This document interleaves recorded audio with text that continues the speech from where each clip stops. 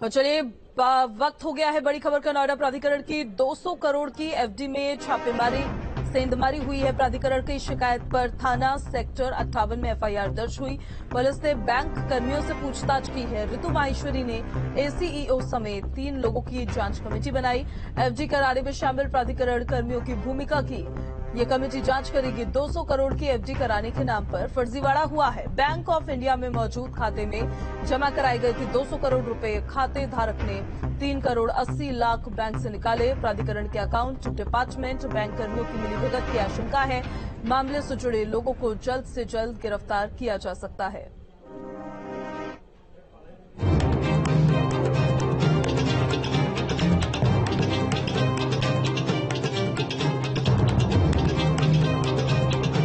प्राधिकरण में धांधली का एक ऐसा मामला सामने आया है जिसने सबके होश उड़ा दिए हैं। दरअसल आरोपी ने फर्जी दस्तावेज के साथ नोएडा प्राधिकरण का फर्जी खाता खोलकर बैंक से 3 करोड़ 90 लाख रुपए की ठगी की गई।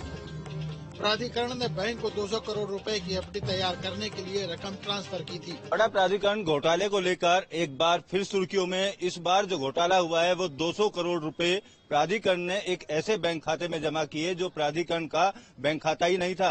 उस बैंक खाते से जिस खाते धारक में ये पैसे जमा किए उसने 3 करोड़ 80 लाख रुपए विड्रॉल कर लिए, जबकि 9 करोड़ रुपए और निकालने की कोशिश की जा रही थी। आरोपी ने बैंक अधिकारियों से उसमें प्राधिकरण की 200 करोड़ की एफडी से 13 करोड़ रुपए ट्रांसफर कराए। फिर उस खाते से 3 करोड़ 80 लाख की रकम दूसरे खाते में ट्रांसफर कर दी। आरोपी खाते में बचे रुपए भी पार करने के फिराक में थे, लेकिन उससे पहले ही बैंक ने खाता फ्रीज कर दिया। नोएडा प्राधिकरण की ओर से कोतवाली सेक्टर 58 में 7 ही एफआईआर दर्ज कराई गई है। पुलिस पूरे मामले की जांच कर रही है। वहीं प्राधिकरण ने मामले की जांच के लिए 3 सदस्यीय कमेटी का गठन किया है। थाना 58 में कल 4 जुलाई को एक तहरीर प्राप्त हुई जिसमें नोएडा प्राधिकरण की तरफ से बताया गया कि उन्होंने जो पैसे एफडी के लिए जमा किए थे बैंक में, उसमें से 3.8 करोड़ रुपीस निकाले गए हैं, उनका गबन हुआ है और 9 करोड़ रुपए निकाले जा रहे थे जो सफलतापूर्वक वापस आ गए। इसमें नोएडा प्राधिकरण की तहरीर द्वारा एफआईआर लिखवाई गई। दरअसल पूरा मामला एक एफडी से जुड़ा हुआ है। नोएडा अथॉरिटी ने 15 जून को 200 करोड़ की एफडी कराने के लिए टेंडर निकाला। टेंडर की शर्त थी कि जो बैंक ज्यादा ब्याज देगा उसी में एफडी कराया जाएगा। इसके लिए नोएडा की कई ब्रांचों ने आवेदन किया। सबसे ज्यादा ब्याज सेक्टर 62 की बैंक ऑफ इंडिया ने ऑफर किया। इसके बाद बैंक में एफडी कराई गई। इस घोटाले में बैंक अधिकारियों के अलावा नोएडा प्राधिकरण के कुछ अधिकारियों के भी शामिल होने की आशंका है। इस मामले में धारा 420, 467, 468, 471, 120B और 409 के तहत मुकदमा दर्ज हुआ है और पुलिस मामले की जांच कर रही है। और सुसंगत धाराओं में एफआईआर लिखवाई गई जिसमें 420, 409, 467, 68, 71, 120B में एफआईआर लिखवाई गई है। इसमें बैंक कर्मियों और साथ ही साथ अन्य कर्मियों की भी संलिप्तता की जांच हो रही है। अन्य विधिक कार्रवाई प्रचलित है। कुछ लोग हिरासत में गिरफ्तार अभी गिरफ्तारी का प्रयास चल रहा है, अभी गिरफ्तारी नहीं हुई। पूरे मामले की जानकारी होने में प्राधिकरण के अधिकारियों द्वारा थाना सेक्टर 58 में एफआईआर दर्ज कराई गई है।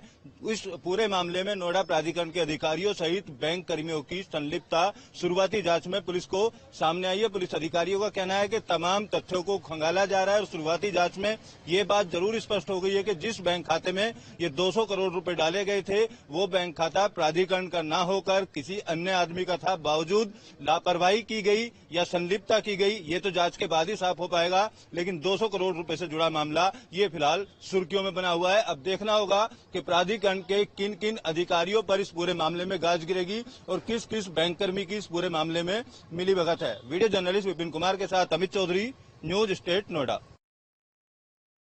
और इसी खबर पर ज्यादा जानकारी के साथ संवाददाता अमित हमारे साथ लाइव कनेक्ट हो गए। अमित, देखिए एक बड़ा प्राधिकरण में ये फर्जीवाड़ा हुआ है, अब संलिप्तता है, लापरवाही है, ये तो खैर ये जांच का विषय है, लेकिन आखिर कौन होगा वो जिसकी नजर होगी प्राधिकरण के अरबों रुपए के ऊपर? अभी तक कहां तक पहुंची है पुलिस की जांच, क्या अपडेट है?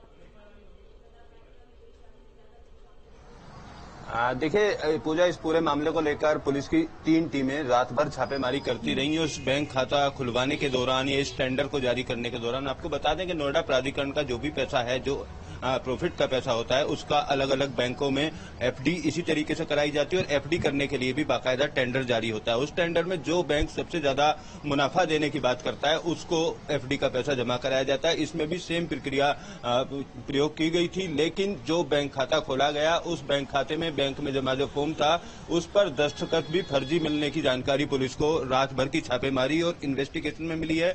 किस तरीके से फर्जी दस्तखत करके इस बैंक खाते को खोला गया और जिस आदमी को सिग्नेटरी अथॉरिटी बनाया गया यानी सिग्नेचर करके पैसा निकाल सकता था वो प्राधिकरण का कर्मचारी भी नहीं है। अब्दुल कादर नाम का एक व्यक्ति फिलहाल मास्टरमाइंड के तौर पर सामने आया। पुलिस अधिकारी उसकी गिरफ्तारी को लेकर तमाम तरीके के प्रयास कर रहे हैं और ये व्यक्ति नोएडा प्राधिकरण में इस टेंडर को लेकर लगातार आता जाता रहा है और वहां पर अधिकारियों से मिलता भी रहा है। तो एक बड़ी मिलीभगत की तरफ शुरुआती जांच में इशारा होता है, क्योंकि प्राधिकरण के वित्त विभाग यानी अकाउंट डिपार्टमेंट के जो अधिकारी हैं उनके द्वारा ये एफडी का टेंडर जारी किया जाता है और तमाम अधिकारियों के उस फाइल पर सिग्नेचर भी किए जाते हैं। ऐसे में एफडी करने के बाद जब एफडी के पेपर प्राधिकरण के दफ्तर पहुंचे तो उनको भी जांचा परखा नहीं गया। प्राधिकरण के अधिकारियों के द्वारा जो पेपर बैंक की तरफ से उपलब्ध कराए गए थे वो भी फर्जी होने की बात शुरुआती जांच में सामने आई है।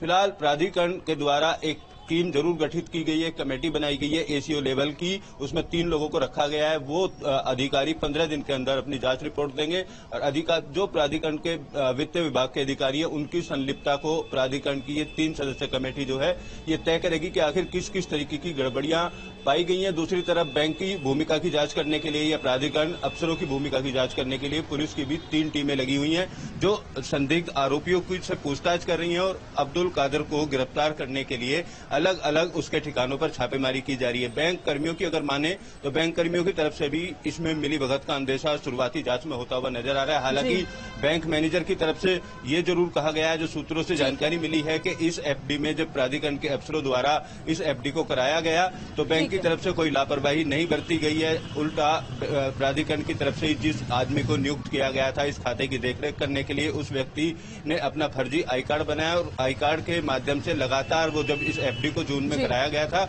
लगातार वो बैंक में आता जाता रहा है और 3 करोड़